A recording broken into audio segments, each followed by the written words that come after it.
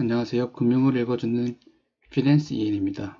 KB금융과 신한금융이 2019년에도 리딩금융 그룹 자리를 두고 치열한 경쟁을 벌일 전망입니다. 윤종규 KB그룹 회장과 조용병 신한그룹 회장은 신년사에서 리딩금융 그룹을 언급하였습니다. 윤 회장은 압도적인 1위 그룹 격차로 벌려야 한다 하였고, 조 회장은 아시아 리딩그룹으로 성장해야 한다고 했습니다. KB그룹의 성장 동력은 자산관리, 기업투자금융, 자본시장 등을 꼽고 사업별로 유기적인 협업을 통해 시장을 주도하여야 한다고 했습니다.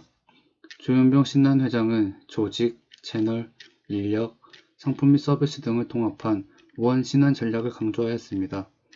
특히 매트릭스 체제로 운영되고 있는 글로벌 투자금융, 자산관리, 고유자산운용 등에서 그룹 시너지를 더욱 발휘해야 한다고 했습니다. M&A가 금융그룹 1위를 가를 전망입니다.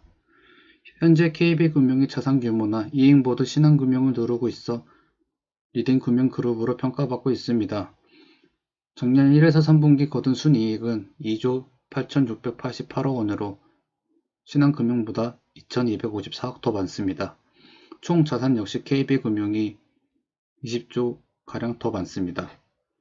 하지만 신한금융이 작년 9월 오렌지라이프를 인수하기로 하면서 사정이 달라졌습니다. 오렌지라이프의 자산을 단순 합산하면 총 자산이 KB금융을 앞서게 됩니다.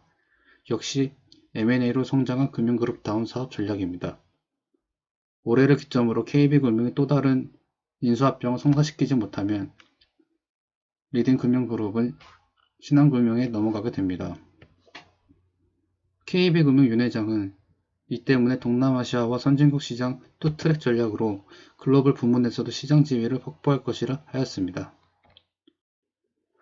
김도진 기업은행장은 기업은행이 소상공인과 자영업자의 금융비용 부담을 획기적으로 줄여줄 수 있는 희망의 청사진을 만들어야 한다고 제시했습니다. 이에 중소기업 경원지원 플랫폼 IBK박스를 통해 중소기업 금융 역량을 디지털 공간에서 펼치겠다고 덧붙였습니다. 이대훈 농협은행장은 농협은행이 지난해에 이어 1조 원 이상의 이익을 창출할 수 있을지 시험대가 될 것이라 하였고, 은행의 경쟁력은 디지털 금융 기업으로 얼마나 빠르게 전환하는지에 달려있다고 말하였고, 넘버원 디지털 전문은행 목표로 비대면 채널 사업을 집중적으로 육성해 나갈 것이라고 덧붙였습니다. 혁신금융 서비스입니다. 금융위원회는 오늘 4월부터 시행되는 금융혁신지원 특별법을 효과를 극대화하기 위해 이달부터 핀테크 기업 및 금융회사로부터 혁신금융서비스 신청을 받는다고 발표했습니다. 이 법에는 혁신금융서비스로 지정될 경우 관련법상 인허가 및 영업행위 규제에 특례를 부여하는 내용을 담고 있고, 규제 샌드박스법이라고도 부릅니다. 올해 금융시장에서 주의해야 할 사항이 있습니다. 삼성증권은 2019년 일명 화이트스완 보고서를 제출했습니다. 화이트스완은 충분히 예상되는 위기임에도 불구하고 적절한 대응책을 마련하지 못해 문제가 생기는 상황을 일컫는 말입니다. 수입 물가 상승으로 유발되는 준스태그플레이션, 유럽 대륙의 지역 계층적 갈등, 4차 산업혁명 관련 업종의 가격 거품 논쟁 등이라고 분석하였습니다. 신흥국에 베팅하는 국내 투자자들.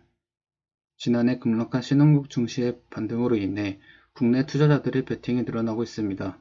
미국이 기준금리 인상 속도를 늦춰 신흥국 유동성에 숨통이 트일 것이라는 기대에 따른 것입니다.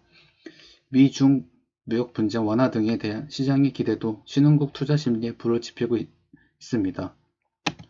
하지만 한 삼성증권 연구원은 올해는 미국과 중국을 포함해 전 세계 경제가 둔화되는 국면인 만큼 신흥국의 수출과 기업 실적이 부진할 것이란 전망을 적시해야 했습니다. IBK 투자증권은 선진국 통화정책 정상화에 따른 자금 유출, 보호무역 확산에 따른 교역 증가율 둔화, 중국의 경제성장세 악화 등이 신흥국 경제와 증시에 부담을 줄 것이라 했습니다. 보험사들은 2019년 초부터 보험과 기술을 합한 인슈어테크를 활용한 건강 관련 상품과 서비스를 잇따라 선보이고 있습니다. 인슈어테크는 보험과 기술을 합한 것입니다. 삼성화재는 걸을수록 보험료를 깎아주는 태평 3대 플러스, 교보생명은 업계 최초로 신개념 질환 예측 서비스인 평생 튼튼 라이프를 시범 운영하고 있습니다. KB손해보험도 헬스케어 기반의 라이프케어 서비스를 추가한 통합 모바일 앱을 출시했습니다. 사상 최대 외환보유액 4,037억. 지난해 우리나라의 외환보유액이 4,037억 달러로 사상 최대 규모를 기록했고 10년 만에 2배를 증가했습니다. 한국은행 관계자는 미국 달러화 약세로 기타 통화 표시 외화 자산의 달러화한 산액이 늘어난 데 주로 기인한다고 설명했습니다. 기타 통화란 정부 신용, 국내 신용, 해외 부분 등에 해당되지 않고 공급되는 나머지 부분을 말합니다. 코스피 시장 전망 투자 전략입니다. 이것은 2019년 1월 5일을 기준으로 삼았습니다. 1월 4일 코스피 지수가 반등하여 2000선을 회복했고 2010.25에 마감했습니다. 반면에 전문가들은 코스피 지수가 당분간 답답한 흐름을 보일 것이라 진단했습니다. 당분간 수익을 내기보다는 손실을 줄이는 데 집중해야 합니다. 오늘의 키워드는 핀테크입니다. 작년에 유난히 뜨거웠던 키워드인데요. 핀테크랑 금융과 기술을 합한 것입니다. 금융과 IT의 융합을 통한 금융 서비스 및 상업의 변화를 통칭합니다. 모바일 뱅킹, 앱카드, 애플페이, 삼성페이 등을 예로 들 수 있습니다. 1월 첫째 주 금융 소식 잘 들으셨나요? 잘 못 들으시거나 좀 이해가 안 가시거나 아니면 잘못됐다 아니면 좀 비판할 점이 있다 하시는 분들은 댓글에다가 남겨주시면 감사하겠습니다. 이상입니다.